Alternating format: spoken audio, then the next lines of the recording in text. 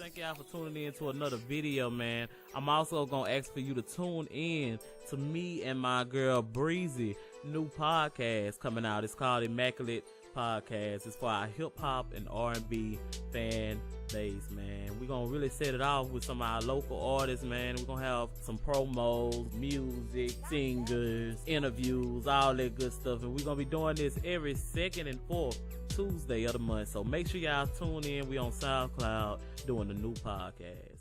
Now let's get into the video, man. Yeah.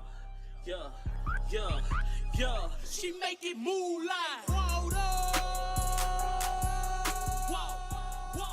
Jump it off with signal flow, right? It's extremely important, man. What is signal flow?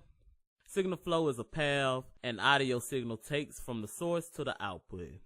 That's it. Just know that it comes from the source and it goes out the output. That's the whole thing.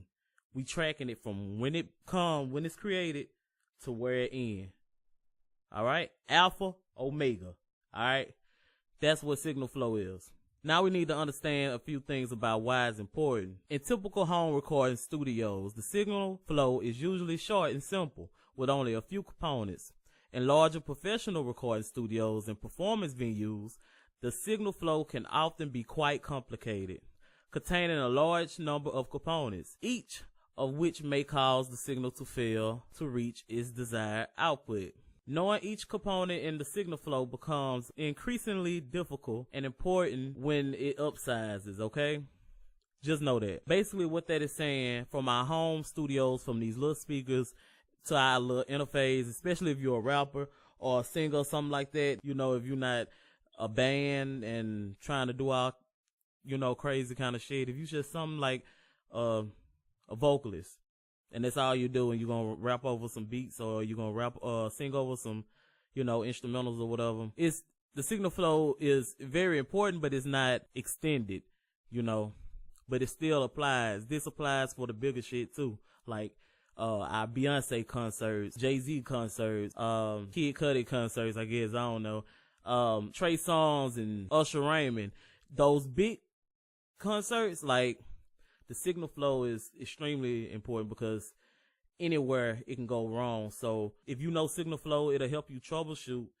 You may damage your equipment if you're taking it apart before this and this and this and that, you know. You may damage your speakers and you may damage your microphone. Trust me, I know, man.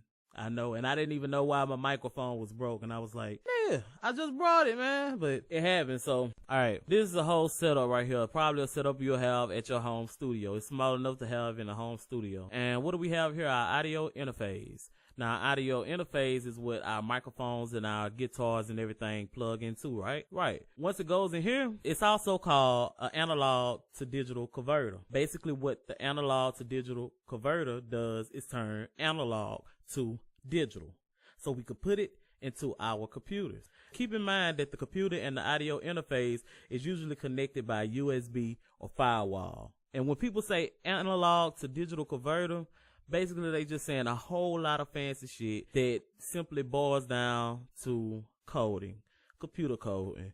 That's how they get it into the computer.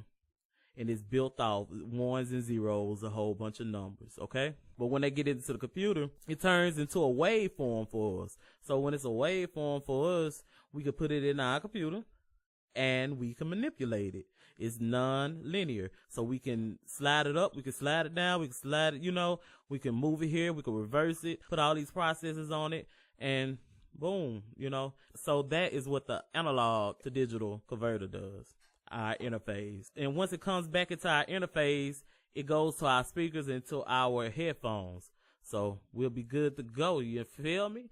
And now you know where your signal flow going. It's just chasing the signal around. So basically, that's basically what it's doing. But if you're a bigger band or whatever and you have a lot of mics and you want to mic some drums and stuff like that, with that little interface, you're not gonna get it. Something big enough with a lot of inputs, okay? Thank you, baby. My baby brought me some juice.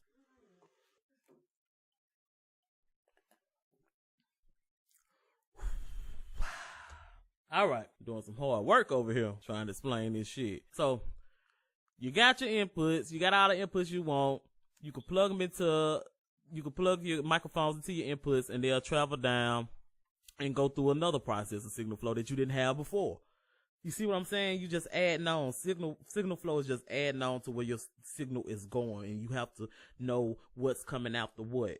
It's like you walking. Just think about you walking a line with numbers on it. You feel me? You walking a line with numbers on it. You know you passed 17 and now you at 19. You go back to 16 if something not working to help you troubleshoot. You feel me? So you get more mic inputs, you get more leveling advantages, so you can pump up one channel preamp, which is your gain staging. You can control some EQing, you feel me, or whatever. And now you can do a lot of different routing. You can give everybody their own headphone mix, so every artist can listen to what they want to listen to, a little bit of what they want to listen to, you know? So you might want to add that into your set too. So I hope I made things a little bit more easy for you to understand, because when I first started off, I really didn't grasp it, but you live and you learn. You may have to watch another video, but hey man, hope I've helped you, and tune in because we got a lot of more stuff going on.